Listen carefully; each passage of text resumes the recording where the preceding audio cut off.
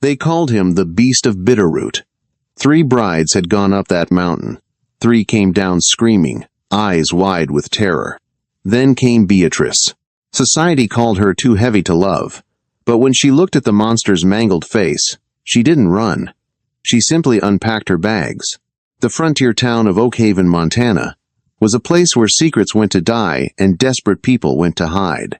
Nestled at the jagged base of the Bitterroot Mountains in the autumn of 1888, the town was little more than a collection of weathered timber buildings, mud-rutted streets, and a pervasive smell of pine and wood smoke. But the true shadow hanging over Oak Haven didn't come from the looming peaks. It came from the man who lived near the summit. Jamie Caldwell was a name whispered to frighten disobedient children. 10 years prior, a massive grizzly had nearly claimed Jamie's life in a territorial dispute over a freshly killed elk. The bear had taken Jamie's left eye, torn his jaw open to the bone, and left a labyrinth of jagged, purple scars across his face and neck. He survived, but the man who came down the mountain to trade furs was no longer the quiet, rugged trapper the town once knew. He was bitter, monstrous to look upon, and entirely alone. Isolation is a sickness that eventually drives a man to seek a cure. Jamie had placed advertisements in the eastern papers, seeking a strong, pragmatic woman for marriage. Mountain life, hard work, no delicate constitutions. 3 women had answered the call over the years. First was Sarah Higgins, a desperate widow. She lasted 2 days before she fled down the mountain in a freezing rainstorm, claiming the man was a demon. Next came Clara Bowden, a factory girl from New York. She lasted a week, returning to Oak Haven with her clothes torn and her mind seemingly fractured, refusing to speak of what happened in the cabin. The third, an older spinster named Martha Hayes, vanished entirely. Jamie claimed she stole a horse and rode west in the night, but the town had its doubts. Sheriff Tobias Flint had gone up to investigate, found nothing, but the whispers of murder took root and blossomed into absolute certainty among the townsfolk. Then the stagecoach rattled into Oak Haven on a bitter November afternoon, carrying Beatrice Gallagher. Beatrice was not a delicate frontier flower. At 28, she was a woman of formidable size, heavily built and robust. Back in Philadelphia, high society had mocked her relentlessly for her weight.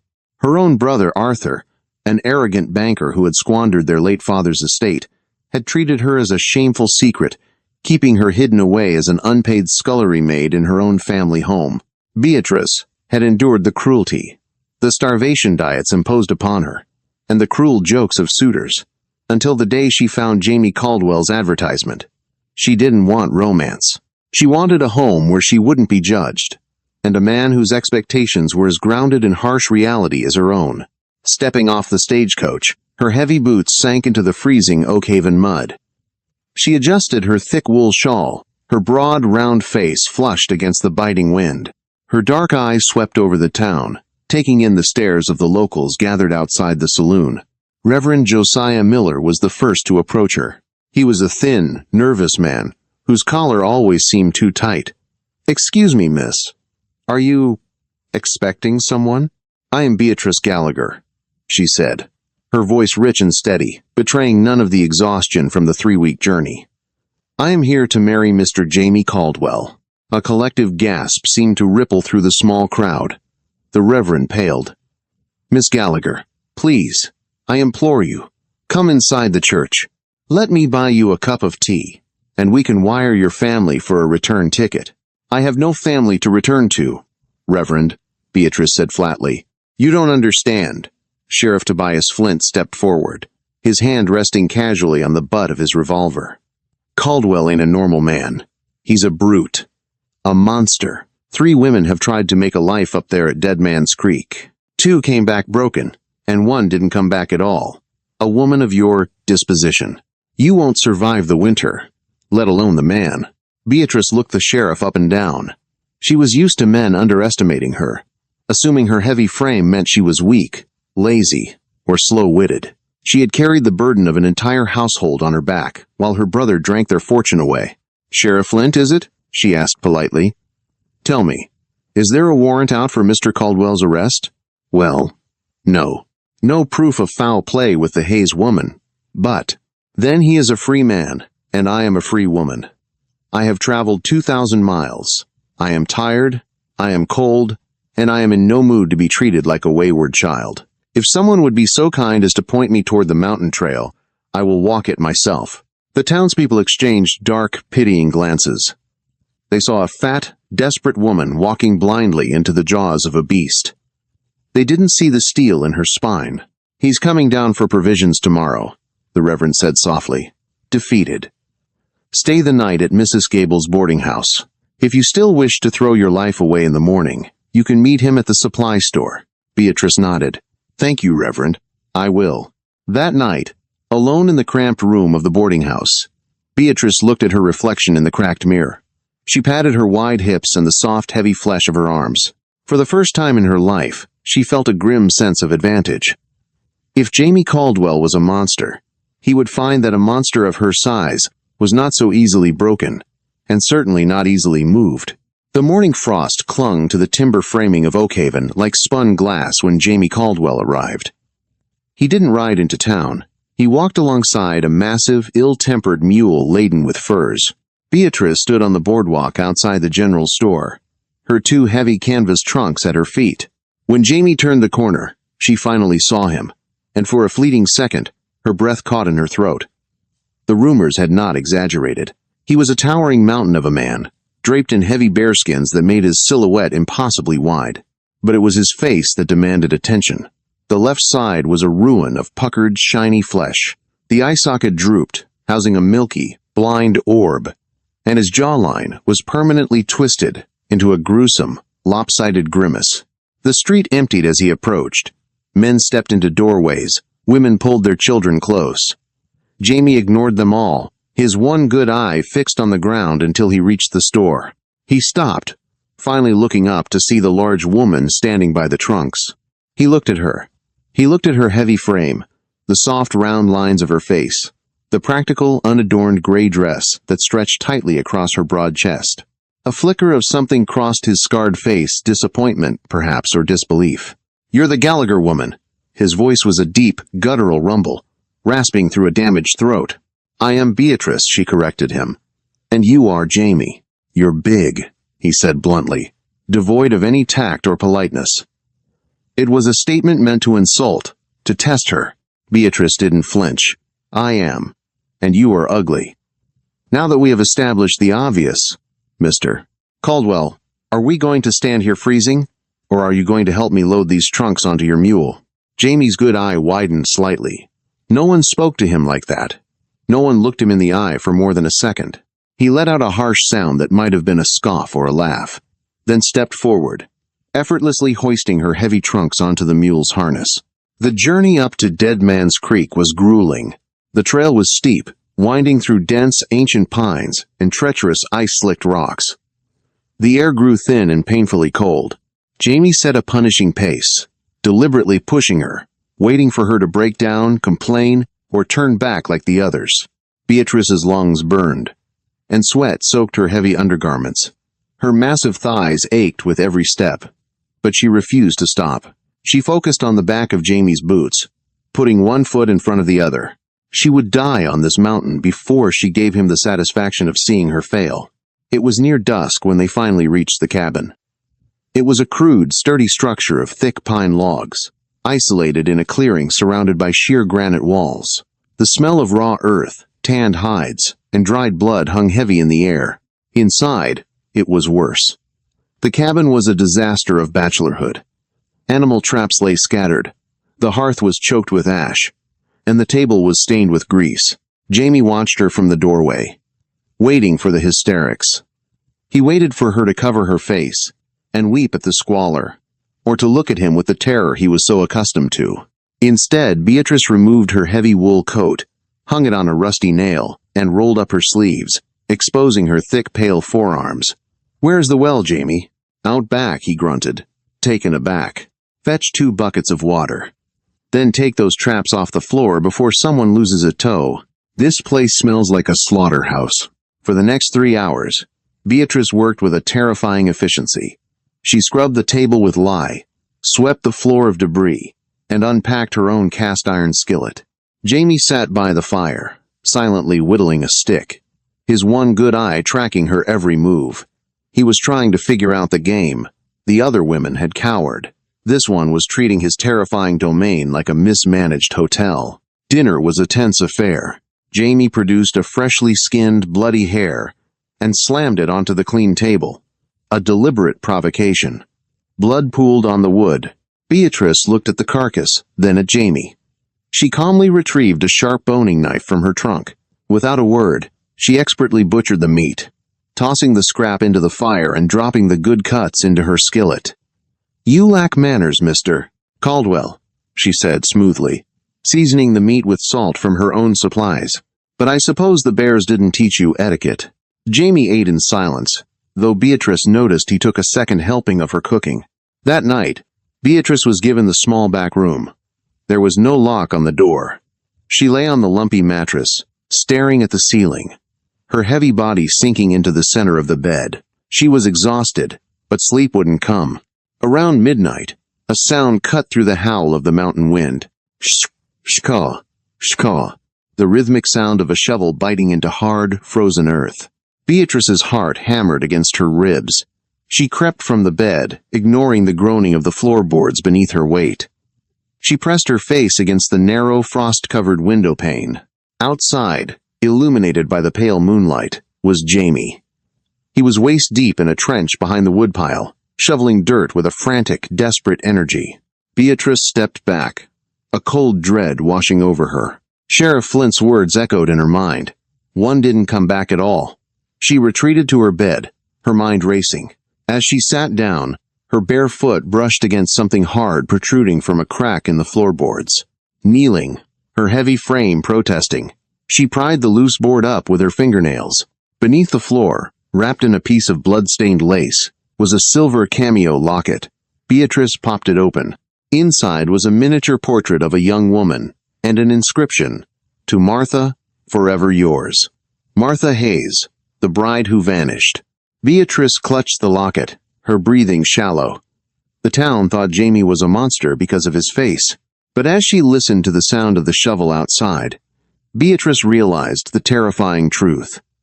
The scars on his face might be the least monstrous thing about him. She was miles from civilization, trapped on a mountain with a man digging a grave in the dead of night, and she was far too heavy to outrun him. The morning broke with a fragile, icy light that barely pierced the thick canopy of the bitterroot pines. Inside the cabin, the fire had burned down to glowing embers. Beatrice sat at the heavy oak table, wrapped in her thickest wool shawl. Her broad hands folded perfectly over the silver cameo locket. She had not slept. Her mind had raced through every terrifying scenario, yet she found an odd, cold calmness settling over her bones. Society had taught her to be meek, to shrink herself to make others comfortable. But there was no society here. There was only the mountain, the biting cold, and a man who was hiding something in the earth. When the heavy wooden door creaked open, Jamie stepped inside. His bearskin coat was dusted with fresh snow, and his breath plumed in the freezing air. He carried a bundle of split cedar under one arm. He stopped dead when he saw her sitting there, unmoving, the locket gleaming like a silver coin on the dark wood between them. Jamie's good eye locked onto the jewelry. The jagged ruin of his face seemed to tighten, the scars pulling taut against his jaw. He didn't drop the wood. He didn't reach for the hunting knife strapped to his thigh. He simply let out a long, ragged exhale that sounded like a dying bellows. "You found it," he rasped, his voice dropping an octave. "I did," Beatrice replied, her voice steady and rich. She did not cower. She let her heavy frame settle deeper into the chair, taking up space, establishing her presence as an immovable object. "I also watched you digging in the frozen dirt behind the woodpile at midnight, Jamie. I have endured a lifetime of cruel men and liars. I will not endure another.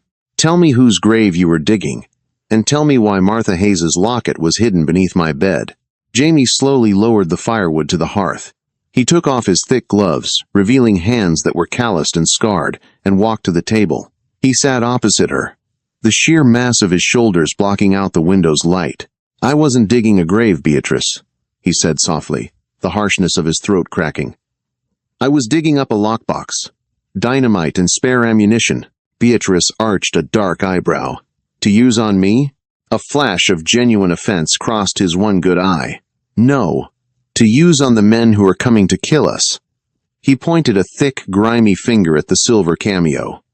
I didn't kill Martha Hayes. I didn't touch her. She was a good woman. Frightened, but good. She didn't run from my face, Beatrice. She ran because she saw something she wasn't meant to see. Explain, Beatrice demanded, refusing to break eye contact. This mountain pass, Jamie gestured vaguely toward the window, is the only trail through the Bitterroots that doesn't freeze solid until January. It's supposed to be federal land, but Sheriff Tobias Flint treats it like his own private toll road. Flint isn't just a lawman. He runs the largest cattle rustling operation in the territory. He steals herds from the valley, runs them up Dead Man's Creek, and sells them across the border in Idaho. Beatrice listened, the pieces slowly locking into place. And you are sitting right in the middle of his highway. I am the only squatter up here. Jamie nodded grimly. Flint has been trying to run me off for 5 years. But I'm legally registered. He can't just evict me. And if he shoots me outright, the U.S. Marshals in Helena will come sniffing. So, he decided to drive me mad, or frame me for a hanging offense. The brides, Beatrice whispered, a spark of realization hitting her. Every woman who answered my ads, Jamie said, looking down at his rough hands. Sarah Higgins didn't just flee into the rain. Flint's deputies met her on the trail, terrified her, and told her I was a cannibal. Clara Bowden. They intercepted her halfway down. I don't know what they did to her, but when she reached town, her mind was shattered. And Martha. His voice caught. Martha liked to pick blackberries near the eastern ridge. She stumbled right into Flint's camp while they were moving stolen heifers. Flint shot her in the back. I heard the gunshot. By the time I found her, she was gone. You buried her, Beatrice said, the horror of the reality washing away her previous fears of the man sitting before her. I buried her deep so the wolves wouldn't get her, Jamie confirmed. I took the locket as proof. I've been waiting for winter to break so I can ride to Helena and give it to a federal judge. But Flint knows I'm still here. And he knows you arrived. He told me I wouldn't survive the winter, Beatrice recalled, remembering the sheriff's casual stance outside the church, his hand resting on his gun. It hadn't been a warning. It had been a promise. He's going to come up here, Beatrice. Soon, Jamie warned, his lone eye pleading with her to understand the gravity of their situation. He'll claim he's doing a welfare check. He'll kill me, he'll kill you, and he'll tell the town the Beast of Bitterroot finally snapped and murdered his new bride before turning the gun on himself. It's clean. It solves his problem. Silence stretched across the cabin, punctuated only by the crackle of the fire. Jamie braced himself, waiting for the inevitable tears. He expected her to demand a horse, to try and flee down the treacherous mountain pass, risking the ice rather than facing the sheriff's guns. Instead, Beatrice reached across the table, picked up the silver locket, and snapped it shut. She placed it carefully into the pocket of her heavy wool apron. Then, she planted her broad hands on the table and pushed herself up to her full, imposing height. Well, Beatrice said, her voice echoing with a terrifying ironclad resolve. It appears Sheriff Flint has made a severe miscalculation. He assumes I am a victim. My brother Arthur made the same mistake, right up until I locked him in the cellar and bought my stagecoach ticket with his gambling funds. She turned toward the kitchen counter and picked up her heavy cast-iron skillet. How much dynamite did you dig up, Jamie? The mountain man stared at the magnificent, heavily built woman standing in his kitchen. For the first time in 10 years, the crooked, ruined lines of his jaw shifted upward into a genuine smile, enough to drop the whole western ridge. Good, Beatrice said. I'll make some coffee. We have work to do. They came on the 3rd day, just as winter tightened its grip on the mountain. Snow fell in thick, blinding sheets, and the wind tore through the trees like something alive. Sheriff Tobias Flint rode at the front, his deputies close behind, their confidence as heavy as the rifles resting across their saddles. They moved like men who believed the law was theirs to wield and bend. Inside the cabin, Beatrice stood at the frost-laced window, watching. 3, she said calmly. Jamie nodded once, his rifle steady in his hands. The past 2 days had changed everything. The cabin was fortified, the perimeter prepared. Beneath the snow outside lay carefully hidden charges, placed with patience and purpose. But more than that, something had shifted between them. Two outcasts, one feared, one dismissed, had found in each other a quiet, unspoken understanding. "Stay away from the window," Jamie warned. Beatrice didn't move. "I am not fragile," she replied, her voice firm. Outside, Flint called out, feigning concern, demanding she come with them. Beatrice glanced at Jamie, then stepped forward. She opened the door and filled the doorway completely, her presence solid and unyielding against the storm. "I am well, Sheriff," she said. "You may leave." Flint studied her, suspicion creeping into his expression. He saw the lie too late. His hand drifted toward his gun. He ordered one of his men forward. The deputy stepped onto the porch with a mocking grin. Beatrice didn't hesitate. The shotgun appeared in her hands with startling speed. She fired not at the man, but at the beam above him. The blast shattered the timber, and the snow-laden roof collapsed in a violent crash, burying him beneath wood and ice. Everything erupted. Gunfire split the air. Jamie burst from the cabin, firing with deadly precision. A horse screamed and reared, throwing its rider. Bullets tore into the cabin walls, splinters flying. Another man rose, weapon drawn, but Beatrice was already moving. She stepped off the porch, closing the distance with terrifying force. She swung the shotgun like a hammer, striking him with enough power to send him crashing backward, broken and gasping. Jamie and Flint faced each other now. Flint fired twice. One shot struck Jamie, tearing into his shoulder. He dropped to one knee, breath catching, blood staining the snow. Flint stepped forward, grinning. Victory was already in his eyes. Then Jamie spoke. "You forgot something." Flint frowned. Jamie pulled the hidden line. The mountain answered. An explosion ripped through the trail behind them, snow and earth erupting into the sky. The ground trembled. The path was gone, buried, destroyed. There would be no reinforcements, no escape. Flint staggered, disoriented, scrambling for his weapon. A heavy boot slammed down on his wrist. He looked up and froze. Beatrice stood over him. Her face was streaked with soot and blood, her breathing heavy, but her eyes were clear, fierce, unwavering. She seized him by the coat and hauled him upright with shocking strength, pressing the barrel of the shotgun beneath his chin. "My husband told you to leave," she said. There was no fear in her voice, only certainty. Flint's bravado shattered. Jamie rose slowly, clutching his wound, and approached them. His gaze lingered on Beatrice, not with surprise, but something deeper. Respect. Admiration. "Are you hurt?" he asked quietly. Beatrice glanced at him, then gave a small, steady smile. "I'm fine," she said, "though I think we'll need a new porch." They bound Flint and the surviving deputy, locking them away to face justice when the thaw came. Outside, the storm raged, sealing the mountain from the world. Inside, by the fire, Beatrice cleaned and stitched Jamie's wound with careful, practiced hands. He watched her in silence, something heavy lifting from his chest. "You didn't run," he said at last. Beatrice paused, then looked at him. "I've spent my whole life being told I was too much," she said softly. "Too loud, too large, too difficult to love." She reached out, her hand resting gently against his scarred cheek. "And you were told you were too broken to be seen." She leaned closer, pressing a quiet kiss against the rough, damaged skin. "I think," she whispered, "we're exactly enough." Outside, the storm howled, but inside, for the first time in years, neither of them felt alone. The Beast of Bitterroot and his formidable bride never descended the mountain to seek society's approval. Instead, they built a sprawling empire of timber and cattle along Dead Man's Creek, Sheriff Flint hanged for his crimes. Beatrice and Jamie raised 3 fierce children who knew their father's scars were honorable badges of survival, and that their mother's mighty, unyielding presence was the truest, strongest shield they would ever truly know.